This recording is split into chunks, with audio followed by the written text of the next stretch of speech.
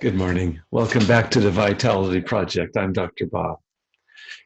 Yesterday, we took the next step in extending what we've been discussing in the last week. It was inspired by the title of a recent TED Talk on YouTube.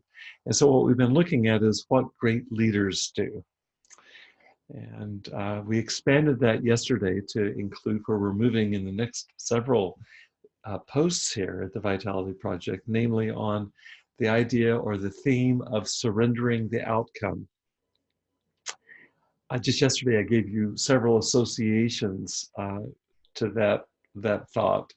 Uh, uh, Everything from pulp culture to ancient spiritual traditions. And what I want to do today is to dig in considerably deeper. Let me start by asking a question. Have you ever reached the end of your tether where you've just exhausted everything that you know to do? You know, in the work that I do on a daily basis with individuals in early recovery from severe addiction, this is something that comes up a lot. It's something I know personally from my own experience of being in early recovery from severe addiction.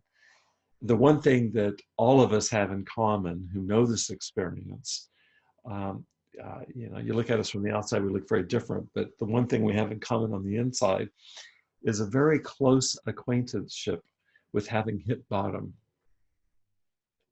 Hitting bottom where all of our resources have run out. And when I talk about resources running out here, I mean a broad range of resources, everything from our mental and emotional resources to our financial and job-related resources, to our relationship resources, to the resources found in our self-respect. I mean, all of it. Sometimes it seems like it takes reaching the very boundaries of all we've ever known, where everything that we've relied on before, everything that sustained us somehow in this moment abandons us.